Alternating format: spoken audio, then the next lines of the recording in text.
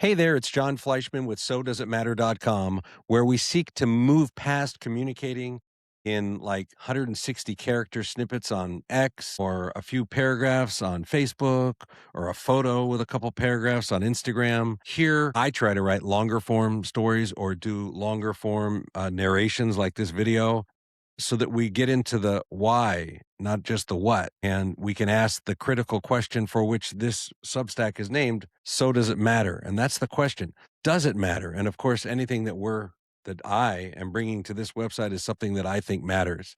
So, anyways, California is not drifting left anymore. It's locked in a vice grip by the extreme left. And the people holding the handle are government unions, ideological activists, and a political class that frankly has stopped pretending parents and ordinary families come first.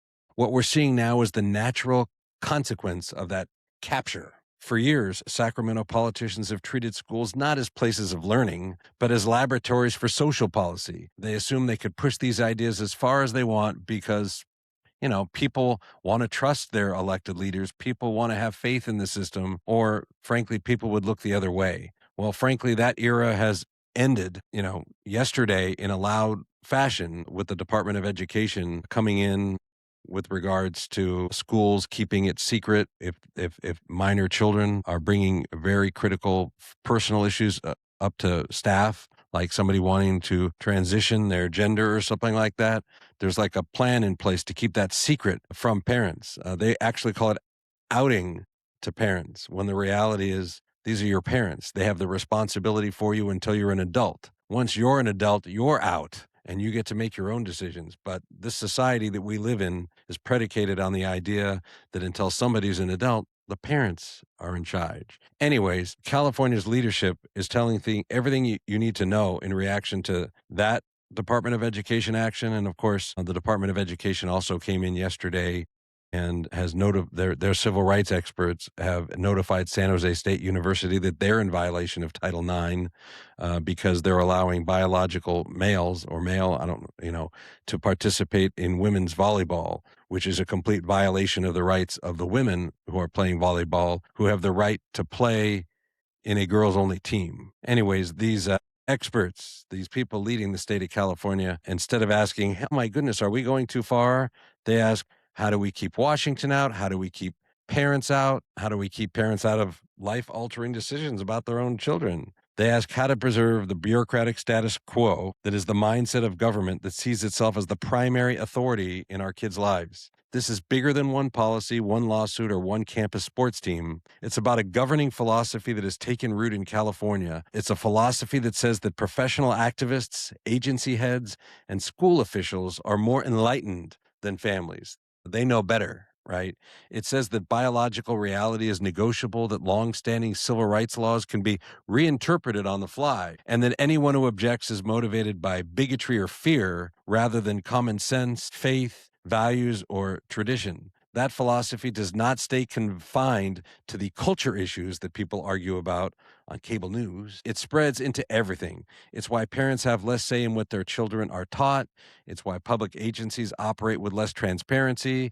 It's why dissenting voices inside institutions are pushed aside instead of debated. When ideology becomes the organizing principle of government, accountability is treated as an obstacle. Gavin Newsom's tried to sell California as a model for the nation. In reality, California's become a warning sign. The same political forces that drove businesses out have made housing unaffordable and turned public safety into a secondary concern are now reshaping schools and universities around ideas that most families, well, frankly, they didn't vote for this. And there's the part that matters politically. These policies are popular in small activist circles and very blue areas.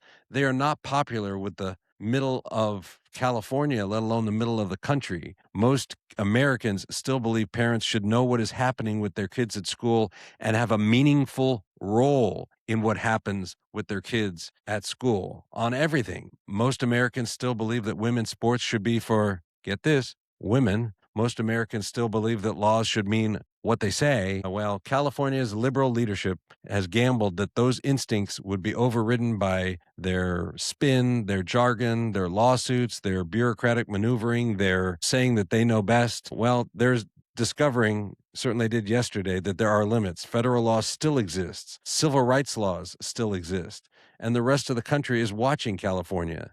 They're probably looking at us and saying, we're like clusterfuckistan, right? I mean, it's jacked up here. This is not just a policy dispute.